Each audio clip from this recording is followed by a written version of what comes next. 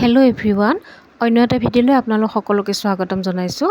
আজিৰ ৰেচিপিটো হৈছে ইলিছ মাছৰ ৰেচিপি আৰু সৰিয়হ দি বনাইছোঁ। এয়া মই বগা সৰিয়হ আৰু ক'লা সৰিয়হ অলপ সময় তিয়াই থৈ দিছোঁ। লগতে কালজিৰা, শুকান জলকীয়া, ধনিয়া আৰু আদা নহৰু পেষ্ট লৈছোঁ। এতিয়া মাছখিনি মই নিমখ আৰু হালধি সানি অলপ সময় মেৰিনেট হ'বলৈ দিম। তাৰপিছতে বগা সৰিয়হ আৰু ক'লা সৰিয়হখিনি অকণমান নিমখ দি পেলাই অকণমান পানী দি পেলাই পেষ্ট এটা বনাই লওঁ।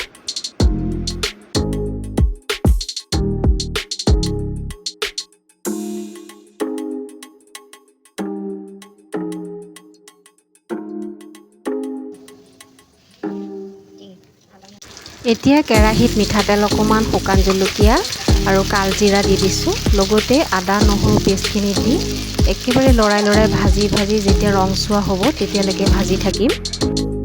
এতিয়া হালধি এচামুচ আৰু লাল মিৰ্চ এচামুচ দি দিছোঁ। তাৰপিছতে অকণমান সময় লৰাই ইয়াতে পানী এগিলাচ দি দিম। পানীখিনি দিয়াৰ পিছতে অলপ সময় উতলাৰ পিছতে ইয়াতে আমাৰ মেৰিনেট কৰি থোৱা মাছখিনি ইয়াতে দি দিম।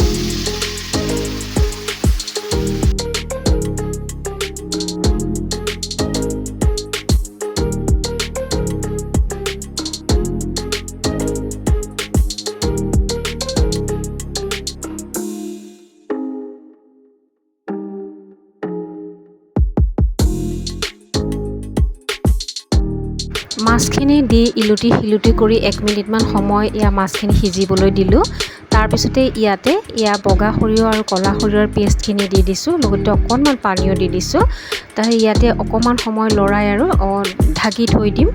একেবাৰে শেষত ধনিয়া আৰু মিঠাতেল 1 চামুচ দি পেলাই আমাৰ ইলিছ মাছৰ ৰেচিপিটো আজি ৰেডি হৈ গ'ল।